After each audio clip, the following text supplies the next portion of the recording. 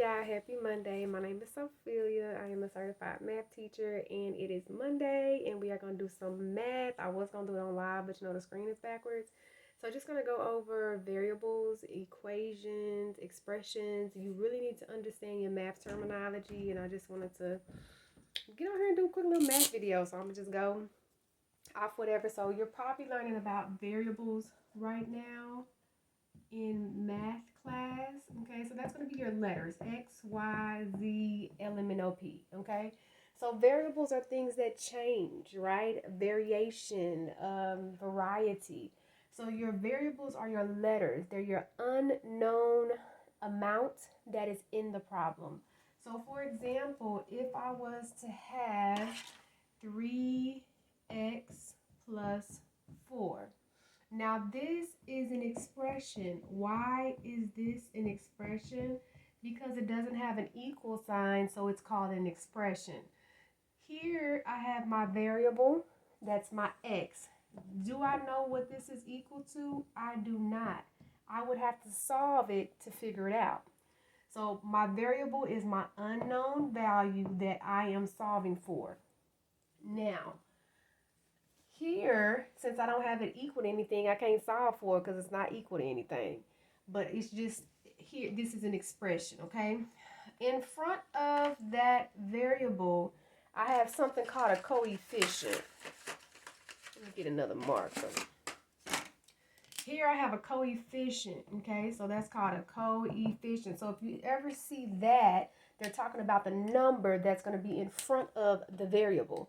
And any number that is attached to the variable, the operation that is happening there is going to be, is going to be multiplication. So this says 3 times some unknown value plus 4 is what I'm going to eventually be solving for. So let's go ahead and make this into an equation now. So I had 3x plus 4. I'm going to write that back down. 3x plus 4. 3x, and I won't put plus 4. I'm going to just go simple. I'm going to say 3x is equal to 9. Now I have an equation because I have an equal sign. So that is what changes an expression to an equation because it has an equal sign. One thing I like about math is that it's very logical. It's very black and white. It's very plain and simple. It's very straightforward. It's an equal sign, so therefore we have an equation. That's why it's an equation.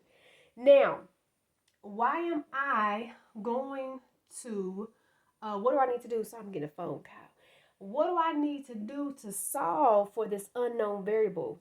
If you can remember that whenever you see a letter in an equation, that means you need to solve for it. You want to know how much that letter is equal. What do we need to put right here to make this in a true statement? Because it says that this side of the equal sign is equal to this side of the equal sign, okay? If you've ever seen this depicted as, what would it be? As a, I'm not a very good, let's see here, if I can do this better. If you ever see it depicted as like a balance, like a scale. So you got this scale here, and then on this side you have information, then on this side you have information, right? And for the scale to stay balanced, one side has to be equivalent to the other side. So over here we have 3x and then equals 9. Although they look different, they're equal to the same amount. We need to figure out how much that's worth. To do that, we're going to have to apply an operation to one side and apply the same operation to the other side. So since this is being multiplied, 3 times x is equal to 9, I'm going to undo that. I'm going to work backwards. So instead of multiplying that times 3, I'm going to divide it by 3. 3 divided by 3 simplifies down to 1. I do not have to write that 1 in front of that x because it's known to me that this is one x left. If there was not any x's left, then it wouldn't be no x right there. It would be gone. But since it's an x left and it's one of them, that's why it's 1x. Now I did the same thing over here. 9 divided by 3 is equal to 3. That tells me that the value of the variable is x. If I want to make sure, all I have to do is insert that back into my equation. I'm going to do that by using parentheses. 3 times 3 is 9. 9 does equal 9. All right, let's do another one. So that was multiplication, and I have a few of these on my channel, but I just want you to really get an understanding. Anytime you see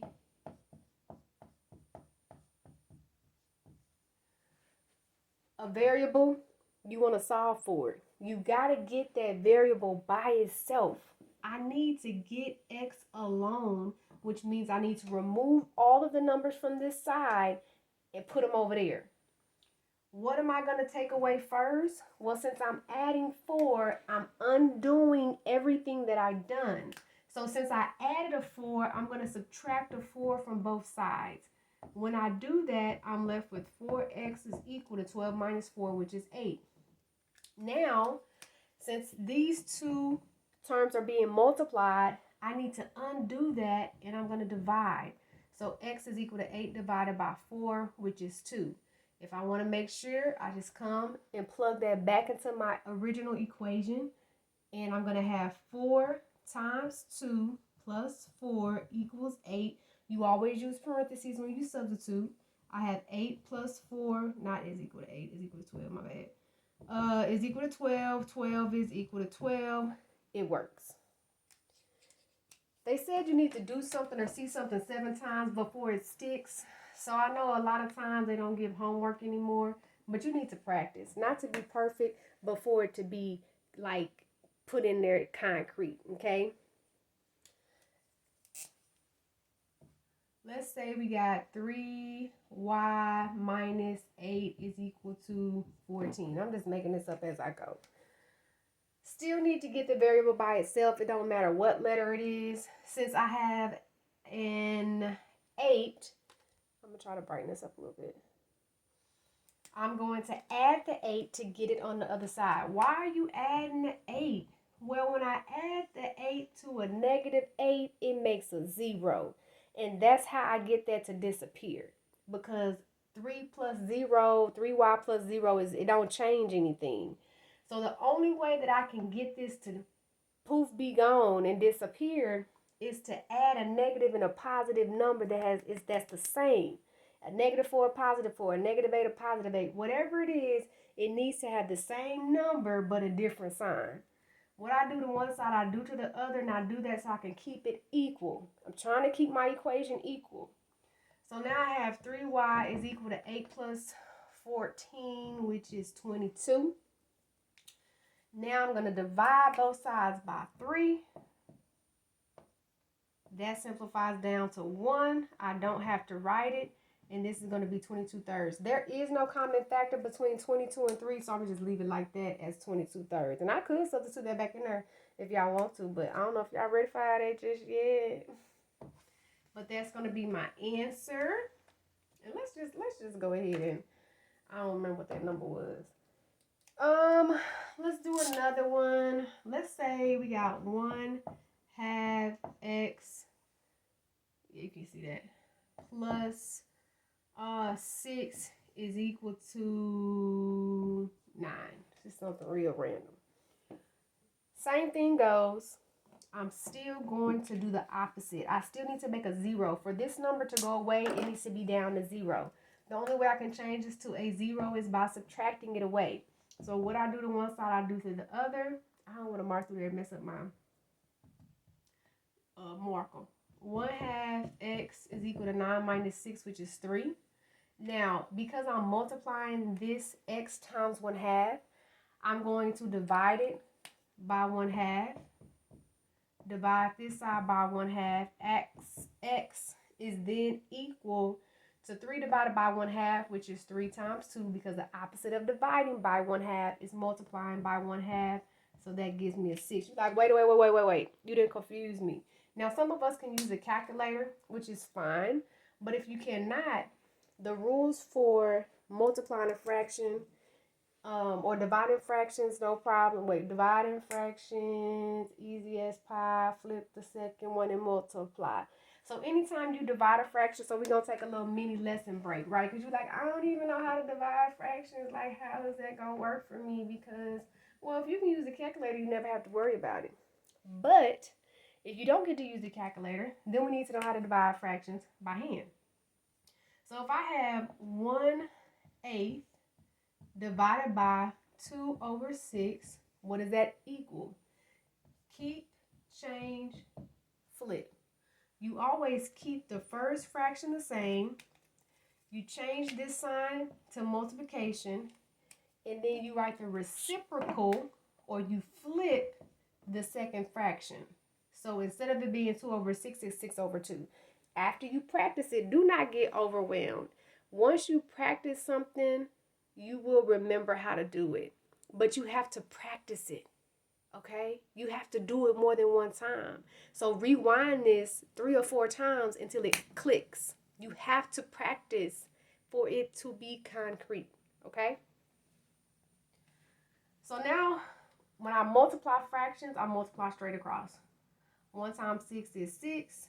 8 times 2 is 16. I always reduce. Math is a building subject. So if you already missing your foundation, you're going to crumble until you understand what's going on. So that'll be 3/8. Math is not overly difficult if you have the tools you need to be successful. So if you find yourself trying to solve a math problem and you're getting stuck, it could be because you're missing the foundation. This is like almost what we were doing the first thing about solving for x. That's algebra. This right here, this is like 6th, 7th grade math. So this is middle school. This is pre-algebra. And if you don't have your pre-algebra down, then how are you going to do your regular algebra, right? Practice, practice, practice, practice. Anyways, just want to share some math fun with y'all. Hope it helped.